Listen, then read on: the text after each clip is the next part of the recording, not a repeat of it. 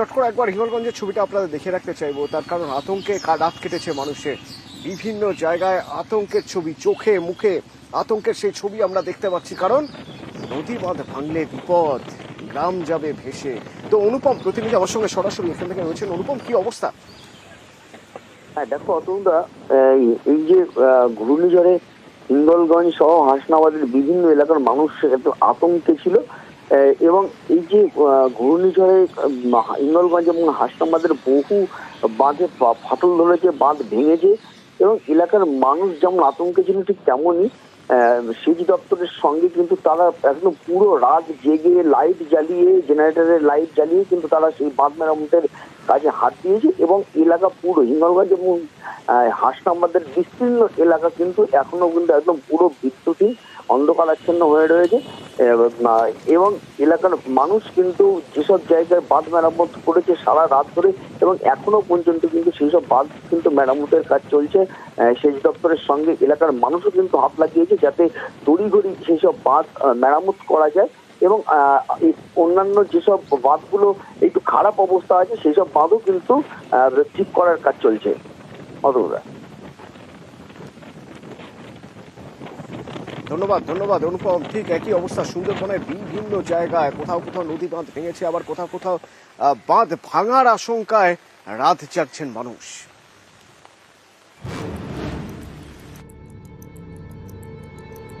ঘূর্ণিঝড় রেমালের চোখ রাঙানি, সুন্দরবনে ফুঁসছে নদী। দক্ষিণ 24 পরগনার হাসনাবাদ, গা ঘেঁষে গিয়েছে ইছামতি নদী। এই নদীও ফুঁসছে। এর জেরে রবিবার আংনারা এলাকায় নদী বাঁধে ধস। প্রায় 50 ফুট এলাকা জুড়ে ধস নামে। ঝড়ের আগে বাঁধে ধস, এলাকায় আতঙ্ক ছড়ায়। তাই বাঁধ সারানোর কাজে হাত লাগান স্থানীয়রা।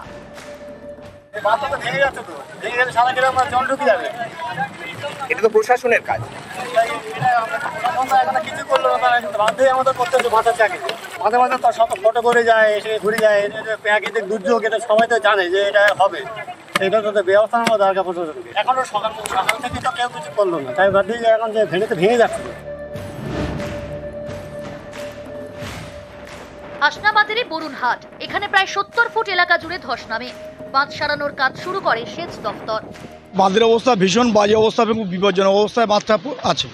বিপজ্জনক বলতে ওই জায়গায় বাঁধটা বসে গেছে এবং জলস্তর পরপর বেড়েই চলেছে। ইরিগেশন ডিপার্টমেন্টের লোক এমার্জেন্সি সব কাজ করছে এবং এখন পাইলিং হচ্ছে এবং বস্তা দিয়ে এটাকে ঘাট করার চেষ্টা করা হচ্ছে। এই বরুণহাটে ইছামতি নদীর বাঁধ ভেঙে গ্রামে জল ঢুকতে শুরু করে। এই ভাঁটার ভেড়ি ভেঙেছে, এখন আমরা কি থাকবো রাত্রি, এখন এই অবস্থা, আতঙ্ক রয়েছি। আর রাত্রি তো আরো জল ফাঁপবে। এটা কোথায় ভেঙেছে? এটা হচ্ছে মানে বরুণহাট, মধ্যম বরুণহাট। এই বাঁধ ভেঙেছে, এমনি কেউ আসেনি এখনো? না, কেউ আসেনি। কি আতঙ্ক মানে এখন বাড়ি ভয় করতে যাও, কোথায় যাবো এখন, এই চিন্তা আমাদের। হিঙ্গলগঞ্জের বোলতলা পাশ দিয়ে গিয়েছে ইছামতি, এখানেও প্রায় 25 ফুট নদী বাঁধে ধস নামে।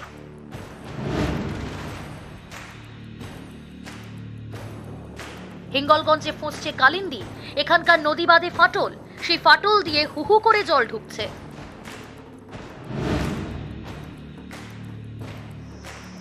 সুন্দরবনের ঝড়খালির ত্রিদীপনগর, গা ঘেঁষে গিয়েছে বিদ্যাধরী, এখানকার নদী পাড়েও ভাঙনের ভয়।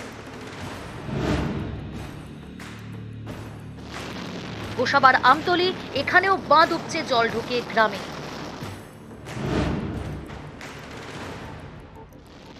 নামখানা ব্লকের ফ্রেজারগঞ্জ, এখানেও জায়গায় বাঁধ উপচে গ্রামে জল ঢুকছে। আতঙ্কে সেখানকার গ্রামবাসীরা। নিউজ 18 বাংলা। আর সাগরের মানুষের কাছে এখন সংসার ফ্ল্যাট সেন্টারে। ফ্ল্যাট সেন্টারেই সংসার, ফ্ল্যাট সেন্টারেই সুখ দুঃখের গল্প, ফ্ল্যাট সেন্টারই এখন বাচ্চাদের খেলাঘর।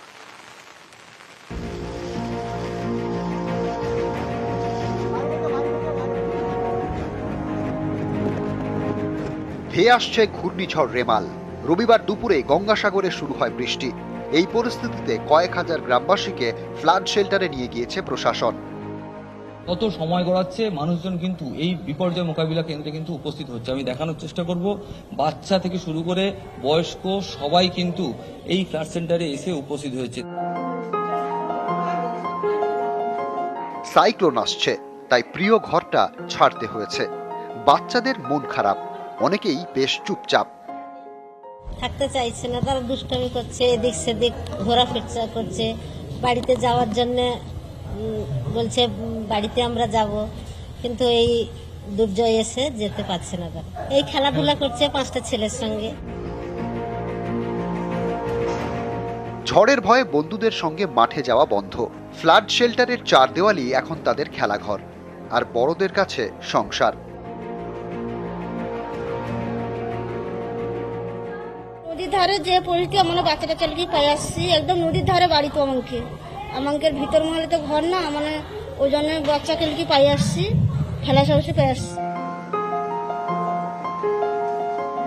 খেলার সাথীরা সবাই আছে, কিন্তু মাঠে যাওয়ার উপায় নেই। হই হুল্লোড় সবই ফ্লাড শেল্টারের ঘরের ভেতরে, তাই গেম চলছে ইনডোরে। বন্ধু চল, চালটা দে। ঝড় হচ্ছে, ফুটবল খেলছি,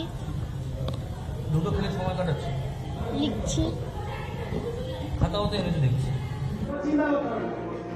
নদীর পাড়ে বাস, চিন্তা 12 মাস। ঝড় কিংবা সাইক্লোন এলে চিন্তা বাড়ে।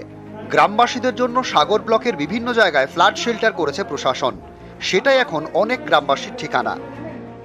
আরও মানুষজন যারা নদী উপকূলে রয়েছেন তারাও কিন্তু ধীরে ধীরে জিনিসপত্র গুছিয়ে তারা কিন্তু চলে আসতে শুরু করেছে।